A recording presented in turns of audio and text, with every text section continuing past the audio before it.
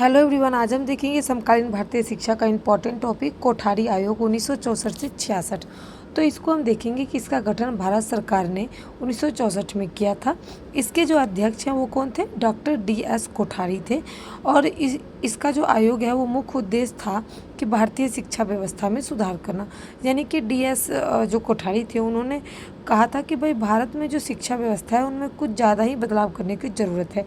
इसलिए इस गठन को बनाया गया। 1964 से 66 तक लग गया इसको बनने में, इसलिए इसे भारतीय शिक्षा का सबसे महत्वपूर्ण आयोग माना जाता है। और अब तो नया शिक्षा नीति भी आ गई है। अब हम देखेंगे कोठारी आयोग का जो उद्देश्य है, पहला है शिक्षा में सुधार करना, ठीक है।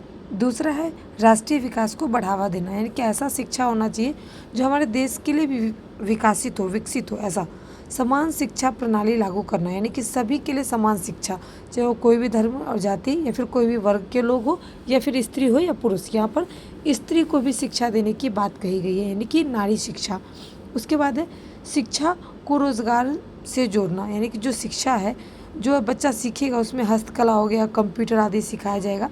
इससे बच्चों के जीवन में भी काम आएगा। कोई कंप्यूटर चला के अपना पेट भर सकता है, कोई अपना पेंटिंग करके, तो इस चीज़ को शिक्षा में लाया जाए।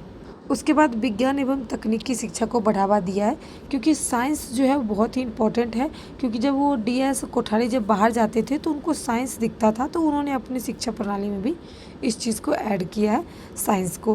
तो अब हम देखेंगे इसका मुख्य सिफारिश जो था वो था 10+2+3, यानी कि पहले तो उच्च शिक्षा, माध्यमिक शिक्षा, उसके बाद जो बेसिक शिक्षा होती है जैसे कि 10वीं क्लास तक, 12वीं और BA यानी कि ग्रेजुएशन शिक्षा प्रणाली को लागू किया। आयोग ने पूरे भारत में एक समान शिक्षा प्रणाली लागू करने की बात कही, यानी कि कोई भी धर्म का बच्चा हो, जाति का बच्चा हो, सबको बराबर शिक्षा का अधिकार दिया जाएगा। उसके बाद है समान शिक्षा प्रणाली, यानी कि स्त्री को भी, यानी कि महिला और पुरुष दोनों को समान अधिकार दिया जाएगा। उसके बाद है विज्ञान शिक्षा पर जोर, यानी कि विज्ञान शिक्षा पर इसलिए जोर दिया गया क्योंकि हमारे देश में और भी चीज़ें हैं जो कि विज्ञान से चलता है। विज्ञान अगर हम नहीं सीखेंगे तो हमारे अंदर, हमारे इंडिया में या फिर कुछ भी ऐसा एक्सपेरिमेंट होगा ही नहीं। तो इसलिए विज्ञान चीज़ को ऐड करना बहुत ही ज़रूरी माना था। उसके बाद है तीन भाषा सूत्र, यानी कि मातृभाषा, हिंदी भाषा और अंग्रेजी भाषा, यानी कि 3 भाषा में बच्चों को शिक्षा देना है।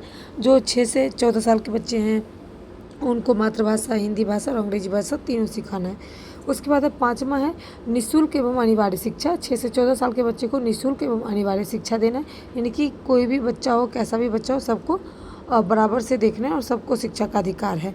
उसके बाद है महिला शिक्षा को बढ़ावा, जैसे कि मैंने आपको कहा कि पहले महिलाएं नहीं पढ़ती थी, लड़कियां कम पढ़ती थी, तो उनको बढ़ावा दिया गया ताकि महिला भी कुछ करें, और जिनका कारण है कि आज महिलाएं हमारे देश में काम तक कर रही है।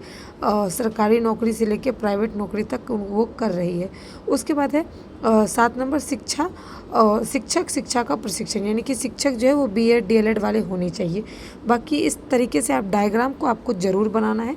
मैंने आपको इसलिए डायग्राम का एक डेमो दिखाया है ताकि आप इस तरीके से बनाओगे तो एग्ज़ाम में आपको अच्छे नंबर मिलेंगे। क्योंकि ये जो क्वेश्चन ये 16 नंबर में भी पूछा जा सकता है, 4 नंबर में भी पूछा जाएगा। 4 नंबर में उद्देश्य पूछ लिया जाएगा और 16 नंबर में उद्देश्य, सिफारिश, महत्व, अवधारणा, ये सारी चीज़ें पूछी जाती हैं। तो आपको इस तरीके से डायग्राम बनाना है और इसकी जो मेन पॉइंट है वो ऐसे टिक करके लिखना है मेन पॉइंट को, या फिर आप नंबर वाइज भी मेन पॉइंट को लिख सकते हो। अब हम निष्कर्ष देखेंगे। कोठारी आयोग भारतीय शिक्षा इतिहास का एक महत्वपूर्ण आयोग है, यानी कि सबसे पहले जो शिक्षा व्यवस्था हुई थी वो कोठारी आयोग ही बनाया गया था। तो इसके बाद जो इनकी सिफारिशें थी वो भारत शिक्षा प्रणाली में आधुनिक एवं व्यवस्थित बनने में महत्वपूर्ण योगदान रही। यानी कि ये शिक्षा जो बनाई गई थी आयोग, तो वो अभी तक चलती आई है और 2020 में इस चीज़ को बदला गया है। पहले शिक्षा नीति 1964 से लेकर 1966 में यही बनी थी। उसके बाद दूसरी शिक्षा नीति ये 2020 में आई है। उम्मीद करती हूँ कि मैंने शॉर्टकट में अच्छे से समझाया। अगर वीडियो पसंद आए तो दोस्तों के साथ जरूर शेयर करें, लाइक करें, कमेंट करें। Thanks for watching my video.